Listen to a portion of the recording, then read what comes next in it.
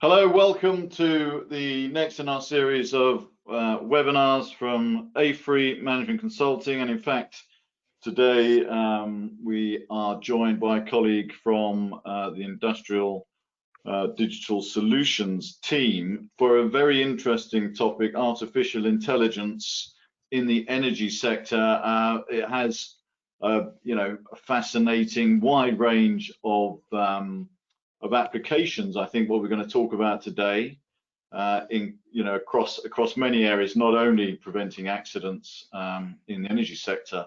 So I hope you'll enjoy what we go through.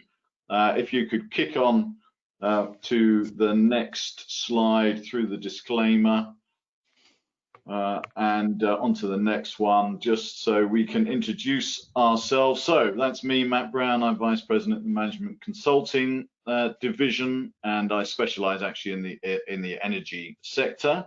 And Fredrik, could you introduce yourself, please? Yeah, hello everyone. I'm Fredrik Hofflander, and I lead our AI work in Sweden and the Nordic countries at A3. Wonderful, thank you very much. If we just move to the next one.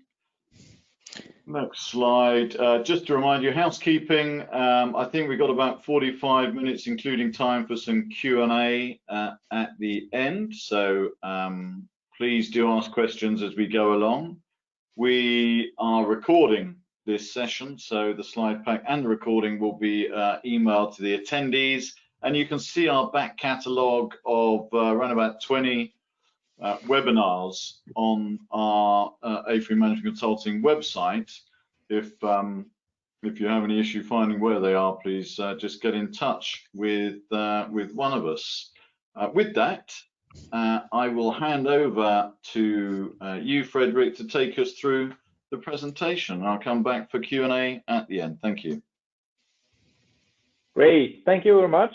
And as you know, we are going to talk about safety today, and just to address, so which problem do I think about when I talk about safety and security, especially safety? So the International Labour Organization, they have estimated that 2.3 million people around the world die due to work every year, and that's about 6,000 deaths every day. So that's worldwide, and maybe we who live maybe mostly in Europe or other countries where we see ourselves like, yeah, we have really good, we know what we're doing, we don't have many accidents. So let's look at Europe, for example. We actually have a lot of accidents in Europe. About almost 200,000 people are affected and die due to work every year. That's almost 1 in 1,000. So the problem is quite heavy in Europe as well. And but yeah, yes, it is lower than the average in the world. But even here, where we actually work a lot with the working with the safety at the workplace, a lot of people are actually affected. And if we look on accident causing at least 4 days absence, that's quite a lot as well. That's about 4% of the workforce. So yeah, so if you think about your company, that's actually quite a lot of people. But it has been worse, absolutely. It has been a lot worse. If we look back to the 80s, it was much worse. But we have a quite drastic technical improvement during that time. And after that, we have improved that even more with more systematic safety. We have, during the end of the 90s and beginning of the 21st century, we introduced more clear safety culture, and we have enhanced that a lot during the last last years. But since 10 years back or so, nothing much have happened actually. So we are addressing this problem and trying to come up with something. Okay, what can we do to take this to the next stage? So this is one of many solutions that need to come to do this. And what we have, what I will present today is a platform. It's called Floaty. Floaty is one product that could solve part of this problem, but that is what I'm going to present today, what we can do with Floaty. Basically, Floaty is a machine vision platform. So what it does, it actually finds objects and behaviors in images. And that doesn't sound like a lot of things that you can do, but I will show a lot of things that actually work in real life. I'm not going to talk so much about technology. It's based on deep neural network. Deep neural networks has been known in the last 5 years or so, being extremely good on recognize objects that has historically been very, very hard to program to recognize an image. And Floaty is made to turn any camera or into a sensor. And what I mean with sensor is that it's not a camera anymore. So when people hear camera, you think about surveillance directly. But what we have done is that we have turned the camera to a sensor, and the sensor don't feed your image, it feeds your information about the image. We have done this by combining the camera with an embedded Linux platform and something called a neural processing unit. And it won't be more technical than this, I promise, but it's important to understand why this comes now and not before. So what is new with this is that this extremely tiny processor can process at the speed of a supercomputer 20 years ago. So this is as fast as the fastest computer in the world 20 years ago, but it's not bigger than a thumb. So that's the amazing thing, and that's why we can do this now. Okay, over to what we actually can do. What's possible to do is we can recognize people, for example, and we can recognize fire. So if we can recognize fire, we can recognize people, and we can place the people where they are. Then we can actually build this safety enhancement system to give, for example, the fire department information of, okay, there's a fire, firstly. In real time, we can have a fire alarm. We have that today, but for example, we don't have that for outdoor environment or a really big building. It could take time before the smoke reaches the smoke detectors, but we can recognize fire direct at the start. And during the fire, we can recognize if people are trapped, for example. This is one example of many that you actually can use this technology for. And as I said, the people are not monitored. They are, we don't know who is where. We just know that there are a person trapped in this system, in a room during fire, for example. And this system can also be turned on when a fire occurs and not monitoring all the time. Okay, another quite maybe more interesting topic right now is the coronavirus. Yeah, the city and the whole world will quite soon awake, and it happens in a lot of places already now. In Sweden, we haven't been on lockdown, but I mean, in most of the world, the world has actually been locked down, And now people are starting to move at different locations again, and at factories, for example, and at work. And it's hard to tell if people are actually doing what they are told. For example, keeping distance from each other. So if we have a look on this, it's from a macro. Here we can see a lot of people, but it's hard to tell if they are keeping distances or not. But then we can have an overview. So what we are doing is that we are translating this this view from the side to helicopter perspective at the top left, and then we place, and then we can measure how long is it between two people, and if they are too close, we will warn. This can be used as a real-time system where we can warn that two people are too close right now, but it can also be used as a system to get insight of, okay, where are the hot zones? Are there places where the possibility to get near each other is bigger than other places?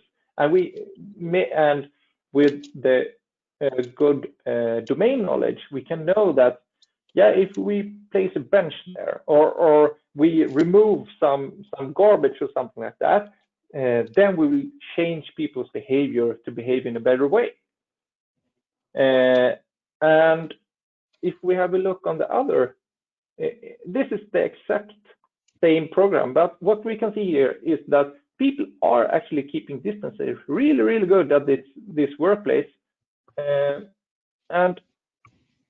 But then there happens that the bus comes, and then everyone is getting extremely close to each other, and this can be used to detect, okay, are there times when people are crowding together even if they are behaving like they should at other times?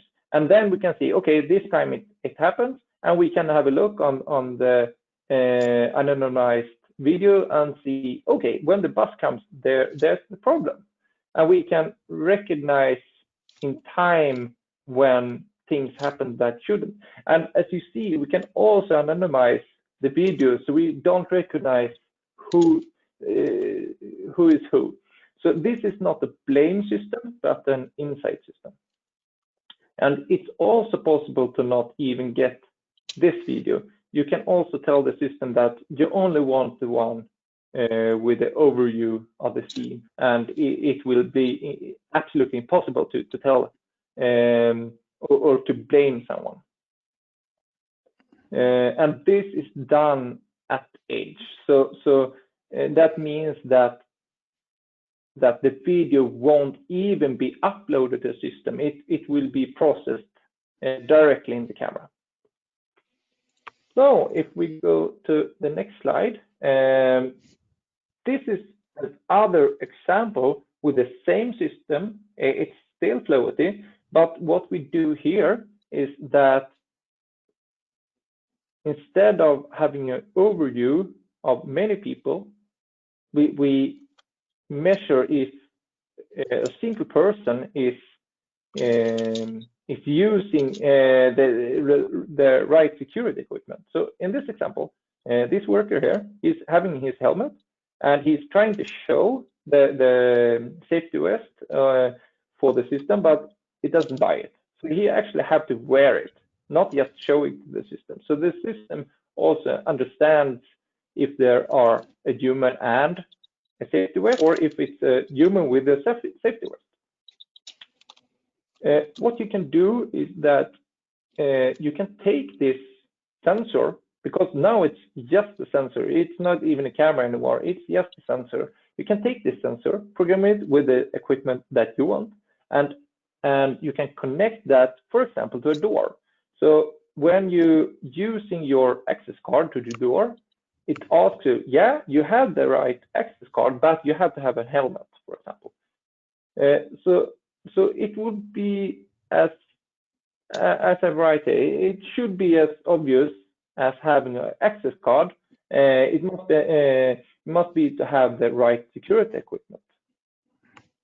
And I mean, this is what normal guard at a facility is checking. But as you know, it's very easy to get on a site, and the guard will tell you, yeah, you have to have a helmet. And then you will move like 100 meters, and it's hot, and you will take the helmet off, have under your arm, and then when you enter the actual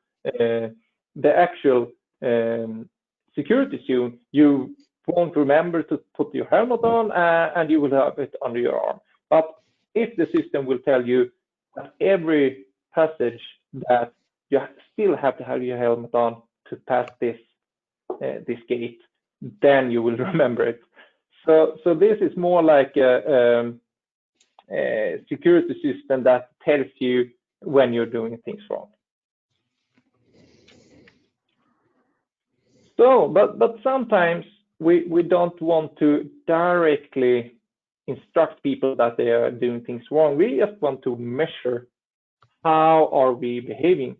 So this is an example of measuring people whose bicycles. So we find people whose bicycles, and then we look if they are having a helmet on. And as we can see, adults are not very good on having helmet, but all children have. So as you grow older, you learn not to have a helmet, apparently. And this, as we can see, the person even on the side sign at the bus stop don't have a helmet. So as we can see, the system actually recognizes this as a human as well. But however, this system is made to recognize and get an insight instead of pointing out in real time what is happening. So it's possible to do as well. And we often say that this is the best way to start to recognize, do we actually have a problem? Maybe we don't need to install this heavy installation at every door to stop if there are no problem. People may be wearing the helmet or the safety gloves or the safety shoes or so on, or the glasses. So, but there are scenarios that it's extremely hard to protect yourself from. So this is maybe a more it depends on which countries. Some countries have bigger problem with this, and some have minor problem. But problems like school shootings at hospitals, or people with weapons are quite common in some countries. And this demo or proof of concept, we have done in cooperation with National Institute of Health in US, and they are responsible for schools and hospitals. And we show that we can find small objects in the hand of people. In this case, we actually have a banana, because in Sweden we don't have weapons, so we seriously didn't get a hold on a pistol, so we can show. So we use the banana instead. But it shows that we can find quite small objects in the hand of persons. We can then, after that, we can track this person, even if he or she is dropping the object, and we can track that person through different cameras. And of course, this not GDPR compliant in that way. Yeah, it is GDPR compliant, but it is actually surveillance. So we can do that as well, and the system can do that. But in this case, the system isn't on 24/7. It will only start if it finds a weapon. And what it also can do is that it's possible to mask out everything but the suspect. So this system takes the cliche that if you doesn't have anything to hide, you shouldn't worry, to the next level. Now we can actually only detect what we can detect only what we're supposed to detect and nothing else. So we are not counting how many hours you spend at the lunch in the cantina, but we are tracking if you're putting up a gun. So that I would say is the next level of security system, instead of recording everything. Of course, I mean, I've only showed you security systems right now, but the cool thing here is that you can actually use the same system to get insight on other things in your organization. This is one example that we have installed for a customer in a big real estate customer in Sweden. We track how they use their facilities, and this is good in two ways. Firstly, they actually can see and do a space analysis of how their spaces are used. But even better is that firstly, we can measure how many people are in every room, and that wasn't done before. So now we can say that, okay, there are 2 people in the room, so now we can optimize the ventilation, the heating, and the cooling of that room. But even better is that when we have measured this for a long time, we can also predict how many people will there be in different rooms. And maybe we can find a room that, yeah, if there are no people in the other rooms, this room will never be used. And then we don't have to ventilate it. We don't have to cool or heat it before the other rooms begin to be occupied. And then we can save a lot of energy. And using this in combination with a smart AI regulating the heating cooling system, we can actually save between 5 and 20% of a building's energy consumption annually. So we can combine the security system with really cool other implementation as well, and we don't need to change system between and we don't need to install new hardware or anything like that.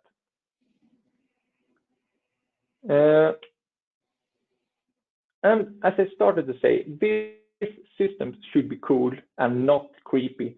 And of course, if you put up a lot of cameras or sensors in the office space, people will start to wonder. So firstly, we have designed the camera to not look like a camera. It looks like more like a smoke detector.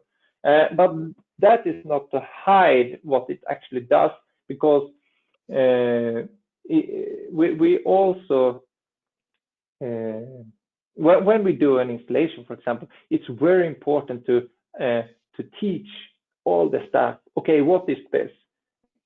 It's not a surveillance system. It's not to see if you're doing your work right. It's just a security system or an insight system, and it's totally unpersonalized. And we also, it's also important to show, for example, the reports that you will get. And it's not, so this is an example report for a space insight system that is running sharp today. But it's we will always have the personal and the privacy in first hand. And yeah, so that was actually what I'm going to present today. I'm actually open for questions, and I hope there are a few as well. So thank you. Excellent, thank you. Thanks, Fredrik. Before we move on to the questions, I think it's extremely exciting to see this technology. And I'm right in thinking you showed like a mall at one point with it had in the top left it had the sort of bird's eye view, the overhead view, and in the top right it had the video feed. Yeah, I can go Yeah, back. So, and yeah. and in that one, you're showing the video feed, but that video feed actually doesn't need to leave the sensor itself. Is that right? Yeah, exactly. That's correct. That's correct. So it's not like anyone would see the actual video. So the sensor can replace it with these little sort of cutout people and show that, or it Yes. can show an overhead view, but it can keep it all compliant with any security concerns. Although, of course, today, certainly in my experience, in many towns and cities, there are cameras. Cameras are highly prevalent everywhere, in any case, and certainly in the UK, that's the situation. So Yeah. that's But yeah, exactly. But yeah. you don't still don't have it, in office, I believe. So yeah, exactly. And that's what we have had in mind as well. Yeah. But also, as you said, since there are a lot of cameras, it's also we have built a system, so it's possible to use those cameras as well. So you don't need to have, for example, new hardware. You actually have the camera. You can have the camera as a surveillance camera, as you always have, and you can plug in this system to that camera besides. So and then you can do analysis on that as well. Very interesting. And then, as you say, in times of COVID, with distancing questions around looking at these public spaces and seeing how the flow of people is working, and then adjusting, the public space to change how the flow of people could work. I think that would be, I can see that being very interesting for train stations and airports and these sorts of places to get things as good as possible to help people. Yes, exactly. We're actually having a project right now where we investigate the possibility to see if people have falling down on the railway at the rail stations. Yeah. Train Falling stations, I mean. Yeah. Yeah. Falling down on so that they might be hit by the train. So we are investigating if it's possible to detect people if they are falling down at train stations. Yeah. Okay. Well, yeah. down onto the track itself. Yes, exactly. Understood.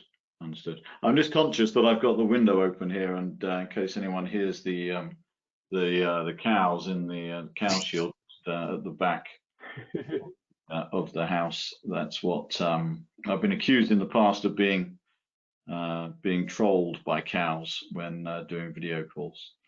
Anyway, with that, I think the important part of this is the sort of science behind it, the step change in the computing ability that you can do it locally, that you don't have to reveal all the information, have that available. It can just be fairly well contained and then adjusted so people shouldn't have these security concerns. Although, of course, in a workplace environment, let's say it was a busy engineering site and you wanted to monitor that people were keeping their helmets and, for instance, keeping their helmets on their heads, then I guess at some point you would need to be able to go and identify the individual and say, you're not complying with what you need to comply with. But you could have it so that it was identifying only those who didn't have their helmets on, I suppose. Yeah, so everything is possible. But and that is much up to the the organization to decide to, for example, firstly follow the laws of the country where you operate, but also to make it not creepy for the employees. And I believe that often go hand in hand with what the company actually wants. Excellent. Well, that's very good. Thank you. I'll move on to the questions now. Enough from me. So the first one here, does Fredrik also see the possibility to apply Floaty beyond the safety monitoring, e.g. to improve workflow efficiencies? Yeah, absolutely. And that's actually what we started with for Floaty, to monitor how people move. For example, we are analyzing how people are using the shopping streets in the city center of Gothenburg, for example. That's one of the projects we're working with, and I'm working with for a time. And that's basically the good thing with this system is that it's not a security system. It's actually a platform of detecting and detecting and giving insights of what is happening in the scene, and that's both security and other insights like space management, for example. Good, thank you. Thank you for that. The next one, how AI can be utilized in their health and safety risk assessments and also audits, which are made remotely at a desktop or a desktop work.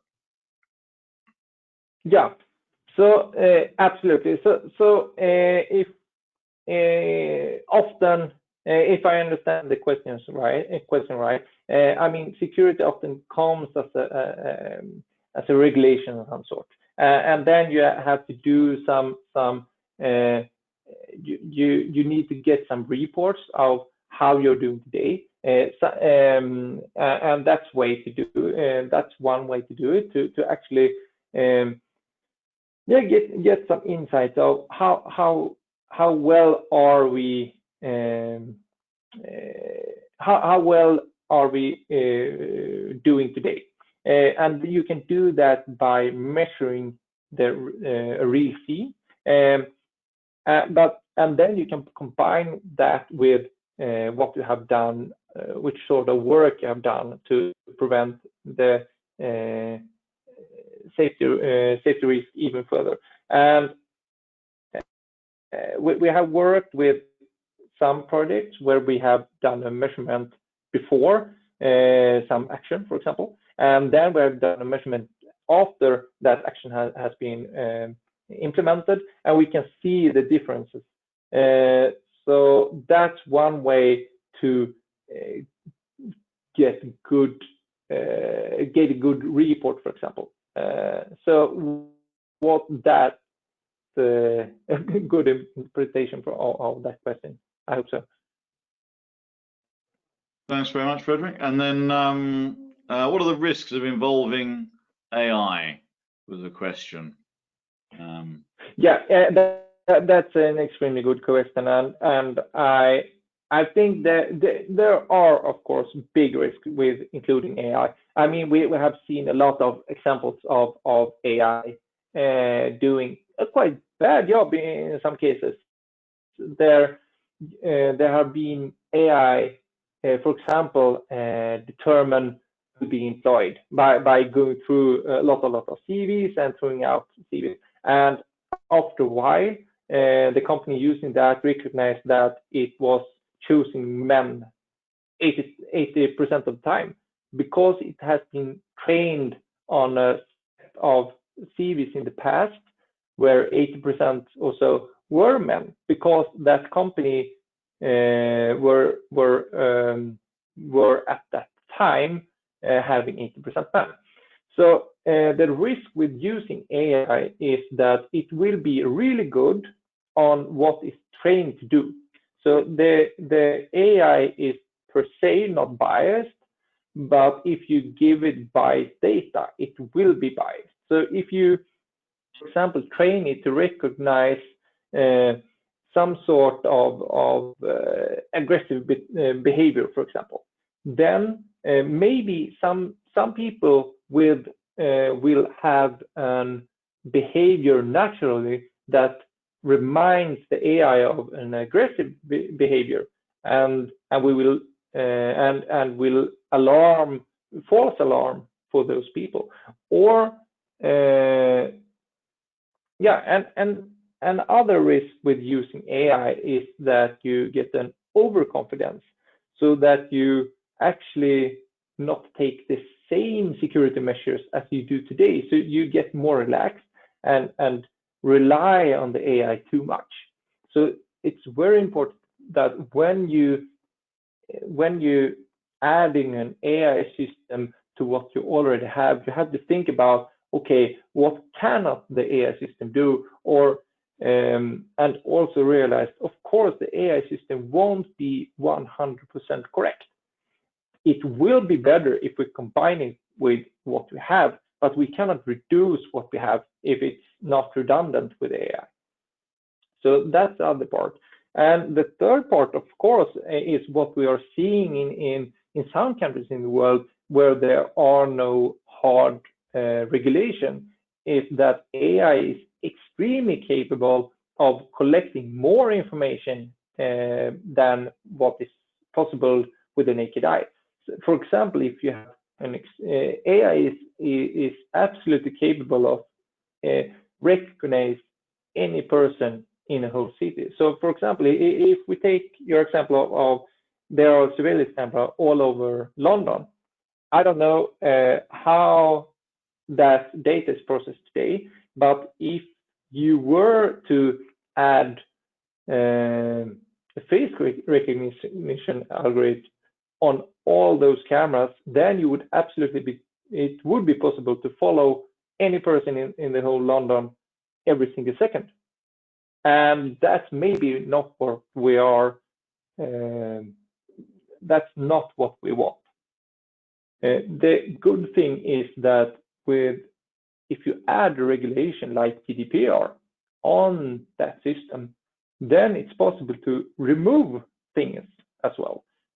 Compared to a security system where you store everything, then you can actually remove things that you are not want to record. So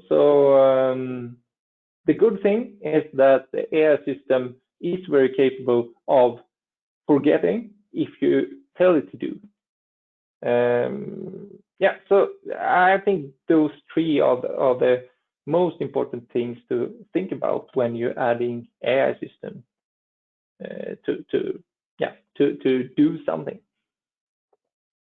Very good, thank you. We've got. I'm going to take one question, which I'll try and answer, and I'll check with you whether you agree, Fredrik. And that's a question that's come in just about the bicycle helmet identification, which I know is just an example to demonstrate. But I imagine a bit like the sort of camera, you know, we have these things on the roads for drivers these days, and if you're going below the speed limit, it gives you a nice big green smiley face, and if you're going above the speed limit, you get an unhappy red face coming up on a display. Imagine with a helmet, you could have a similar thing, you know, just a simple tick, or for as you go past with your helmet on, have a little display thing that could be running off the sensor, just to remind people, you know, nicely that that it's a great thing to be, you know, wearing your helmet. And if you don't have one on, maybe it comes up and says, you know,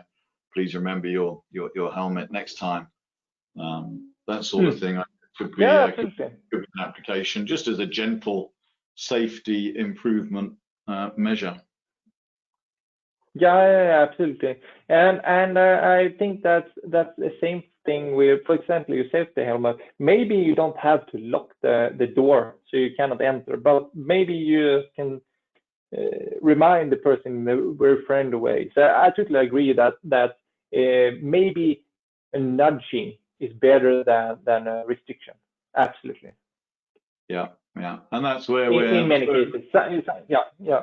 We're moving to the nudge theory and just nudging people in the right direction all the time Yes, to actually. display the right behaviors. Absolutely. Yeah, well, I think that's absolutely fascinating. In terms of the that part of the Q&A, I think we'll leave it there, Fredrik. Thanks for your insight on that. If you could just move on to the last slide past. So there's Fredrik's email address for those who would like to get in touch and learn more. And there's also a webinar on the 10th of September coming up, looking at the liberalization of Israel's electricity market, which is going to be a very interesting discussion, I'm sure.